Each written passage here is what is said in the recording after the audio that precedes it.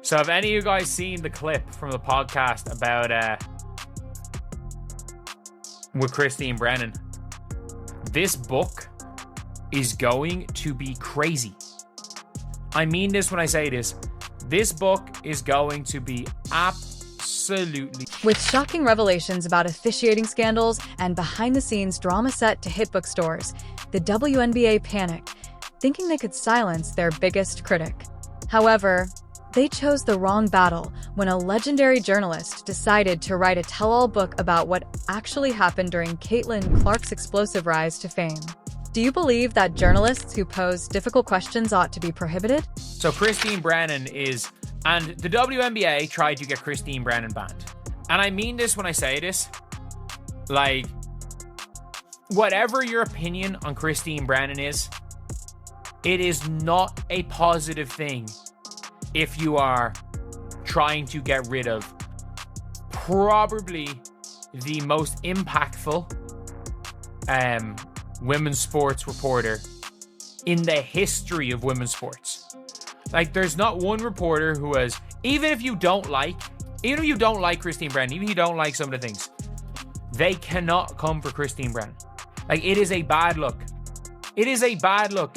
It's like going for a freaking, if you're a critic, it's like, imagine if, I don't know, Bill Russell said something, rest in peace, Bill Russell. But imagine hypothetically if Bill Russell was alive and Bill Russell said something positive. Let me be very clear about who we're talking about here. This isn't just any blogger with a grudge, because the WNBA really stepped in at this point, didn't they? Here we have Christine Brennan, perhaps the most significant female sports journalist in history. She was the first woman to cover major sports beats that had been dominated by men for decades, appeared at 21 Olympic Games, was repeatedly named one of America's top 10 sports columnists, and the WNBA Players Association attempted to have her press credentials revoked for asking some difficult questions. The audacity is astounding, and to be honest, it tells you everything you need to know about how the league functions when they believe no one is looking. However, they didn't anticipate that Brennan isn't just writing columns anymore.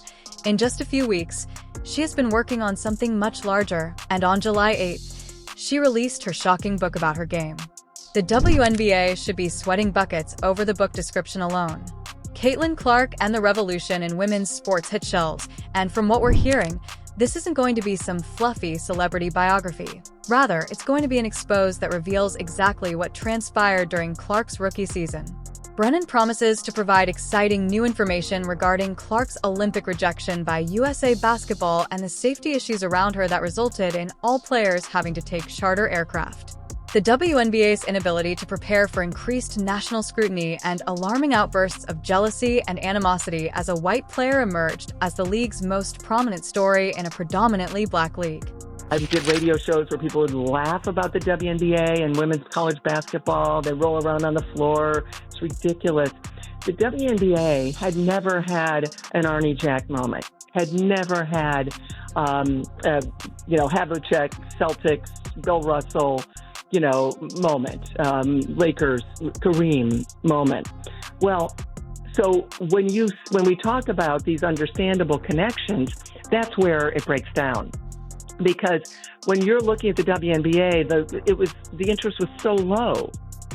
And then one person brings it up so high. And that's why, again, I wanted to focus on this story and look at the magnitude of this one person at this one time. We're almost at the 53rd anniversary of Title IX. I tie that all in, no mistake at all. The nation has fallen in love with... Oh, we're making progress now, aren't we? The WNBA's lack of readiness for more national scrutiny. Translation: since the timeline here is so important, let's talk about what exactly started this whole mess. It all began during the playoffs when Connecticut Sun guard Dejanai Carrington unintentionally poked Caitlin Clark in the eye during a game. They had no idea how to handle suddenly being in the spotlight, and they made a complete mess of it. However, it gets better when there are troubling outbreaks of jealousy and resentment. That's not my opinion. That's coming from the journalist who has been watching this unfold from the inside. If you take off your capes for just a second and look at this objectively from this viewpoint right here, you'll see that there's no way Dejanay Carrington intentionally poked that girl in the eye. But anytime something happens to Caitlin Clark, Jason Whitlock and the rest of the White Knights want to press charges against the jealous black Shaniquas. People naturally began discussing whether Clark's black eye was deliberate after he sustained it. This is where things start to get interesting. Did you intend to hit her in the eye? Brennan, acting like a journalist, asked Carrington straight as he went and gave Caitlin a kind of slap. No, it was an accident. She was going to the ball, Carrington added. Okay, but later in the game, Brennan inquired as to whether Carrington and her teammates had shared a laugh over it. Yeah.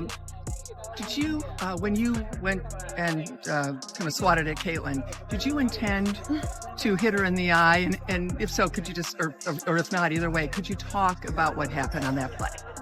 I don't even know why I would intend to hit anybody in the eye. That doesn't even make sense to me. But no, I didn't. I didn't know I hit her, actually. I was trying to make a play on the ball, and I guess I followed through and I hit her. So obviously it's never intentional. That's not even like the type of player that I am. So yeah. Did you and Marina kind of laugh about it afterwards? It looked like there was later on in the game they caught you guys laughing about it. No, I just told you I didn't even know I hit her. So I can't laugh about something I didn't know happened. With the increase. Then everything went haywire.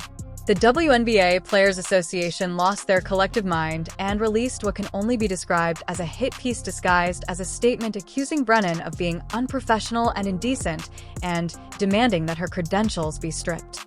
They also claimed that she had obvious bias and ulterior motives, which is rich given that every sports journalist who covers a beat regularly has relationships and perspectives that evolve over time. What's even more hilarious is their complaint that Brennan is writing a book about Clark as if this is somehow unusual in sports journalism. Do you know how many books have been written about Michael Jordan, LeBron James? Brady. Tom, it's literally standard practice for accomplished journalists to write books about significant sports figures, but apparently when it comes to Caitlin Clark, that's suddenly problematic. The union statement was so over-the-top aggressive that even other journalists who don't particularly like Brennan had to defend her, because what the WNBA Players Association was essentially arguing is that tough questions should be off limits if they might make players uncomfortable, which is insane. Think about this for a second. In the NFL, NBA, or MLB, if a player gets involved in a controversial play, reporters are going to ask about it. That's literally their job. But in the WNBA, apparently asking follow-up questions about whether players found something funny as grounds for getting banned from covering the league entirely. The hypocrisy is staggering. These are the same people who constantly complain that women's sports don't get taken seriously, don't get the same level of coverage as men's sports, but the moment a journalist treats them like professional athletes who can handle tough questions, they run crying to try to get that journalist silenced. And let's be honest about what's really going on here. This isn't about protecting DJ Carrington from mean questions. This is about controlling the narrative around Caitlin Clark, because Clark has become too big, too important, and too financially valuable for the league to allow any negative coverage to stick. Once Steph and LeBron retire, will there be an active American athlete that's more famous than her?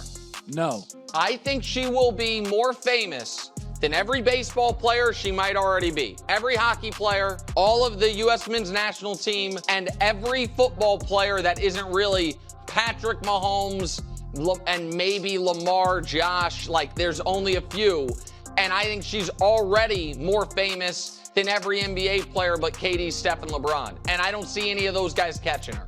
I think she is a supernova of fame and talent. She's the Tiger 20 years ago on the tour. Like, the ratings disappear. It's nothing against the WNBA. She literally is changing the entire league economy.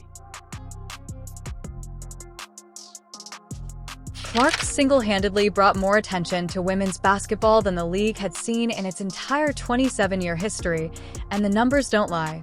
During Clark's first season, WNBA TV viewership increased by over 400% in some markets. Attendance at the Indiana Fever games skyrocketed, and merchandise sales went through the roof. However, rather than being grateful, players and coaches made snide remarks about Clark receiving too much attention. Veterans expressing dissatisfaction about her treatment, the Olympic snub that was so obviously driven by petty politics that even casual fans could see through it, and Christine Brennan was there documenting all of it. Now here's where things get really interesting, because we're starting to see a pattern of problematic officiating that goes way beyond one controversial play. Just this past week, we had another incident where Clark got hit in the face during a game against the Connecticut Sun. This time it was JCS Sheldon who made contact while swiping at the ball, but then Marina Maberry from the Sun shoved Clark to the ground in what was clearly a cheap shot. And what did the referees do? Nothing. They let Maberry stay in the game. Clark actually got called for a technical foul, apparently for flopping when she was literally shoved to the ground. Brennan was absolutely livid about this, and rightfully so. She tweeted, "The WNBA continues to fail to meet the moment. Terrible decision to allow Marina Maberry to stay in the game. People are watching as never before, and this is what they see." It's not just Brennan calling out this tennis legend, though. She's absolutely correct that Clark is attracting more than half of the league's TV audience by herself when casual fans tune in to see what the hype is about and watch the league's biggest star get cheaped while the referees do nothing. What message does that send? Chris Ever wrote, "When will these ladies realize, accept, and appreciate Caitlin Clark is the best thing that ever happened to women's basketball? This is a bad look for the sport, and what's happened to sportsmanship?" Even Clark's coach, Stephanie White, slammed the officials after the game, stating she never got an explanation for why Clark was given a technical foul for getting knocked to the ground. The pattern is becoming impossible to ignore. Clark consistently gets harder treatment than other players, and the officials consistently fail to protect her appropriately, whether that's due to incompetence, bias, or something more sinister we may not know till Brennan's book comes out, because here's what's really got the WNBA frightened. Brennan has been covering this topic from day one with unprecedented access. She's conducted dozens of exclusive interviews. She's been behind the scenes documenting everything, and Clark herself has been cooperating, answering every question Brennan has asked. The book description mentions exclusive behind-scenes reporting regarding the league's shortcomings. It talks about safety issues around her that led to charter flights for all players. Wait, what safety worries? What kind of safety problems necessitate charter flights? That's not something you typically hear about professional sports leagues. And then there's this line about the WNBA's lack of preparation for heightened national scrutiny.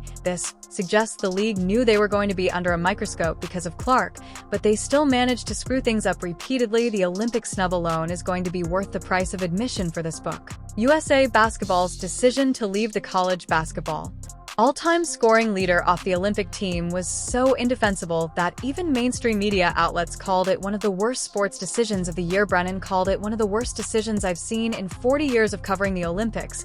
And she's not some casual observer. She's covered 21 Olympic Games. When someone with that level of experience says something is historically bad, you should probably listen. But the Olympic snub wasn't made in a vacuum.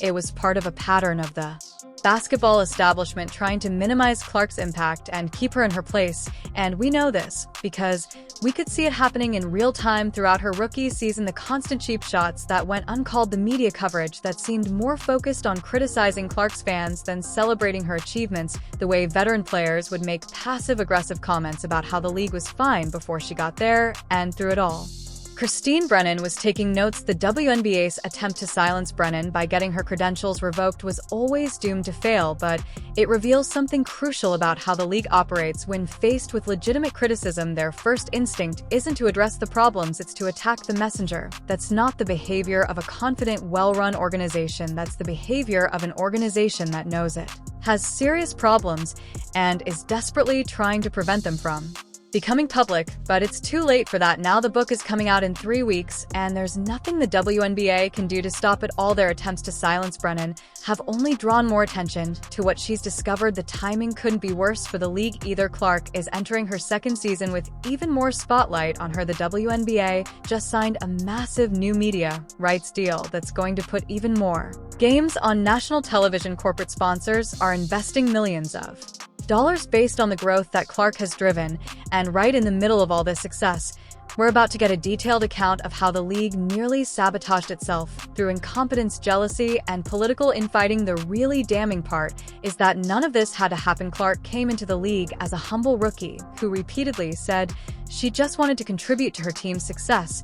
She deflected attention, praised her teammates, and handled criticism with remarkable grace. For Someone who was only 22 years old, the league could have embraced or protected her and used her popularity to lift up the entire sport. Instead, they allowed pettiness and resentment to poison what should have been a celebration.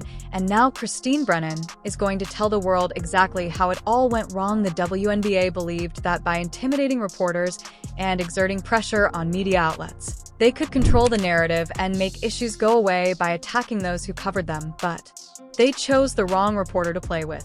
Since before the majority of these athletes were even born, Brennan has been an advocate for women's sports. She has dismantled barriers, altered perceptions, and made a living by speaking out against the status quo. The idea that a few angry tweets and a strongly worded statement from the players' union was going to silence her is laughable. If anything, their attacks on her have only validated everything she's been reporting, because if the WNBA had nothing to hide, why would they be so desperate to stop her from talking? The book comes out on July 8th, and based on everything we know, it's going to be explosive. We're talking about detailed accounts of behind-scenes conflicts, documented examples of biased officiating, and insider information about the political maneuvering that led to some of the most controversial decisions in recent WNBA history. This isn't just going to be about Caitlin Clark either. This is going to be about an entire league that was unprepared for success and made every possible mistake when it finally arrived. The WNBA wanted to silence Christine Brennan, but instead, they've given her the biggest platform she's ever had. Every sports fan in America is going to want to read this book now just to see what all the fuss was about. And when they do, they're going to get an unvarnished look at how a professional sports league can snatch defeat from the jaws of victory through sheer incompetence and petty politics. The message is going to alter everything, even though the WNBA attempted to shoot the messenger. This book will reveal everything the WNBA attempted to conceal about Clark's first season, including dishonest officiating, envious players, and an Olympic snub that defied all reason. What revelation are you most eager to read about? Share your thoughts below, hit the like button, and subscribe for more sports drama that the mainstream media won't cover. July 8th can't come soon enough.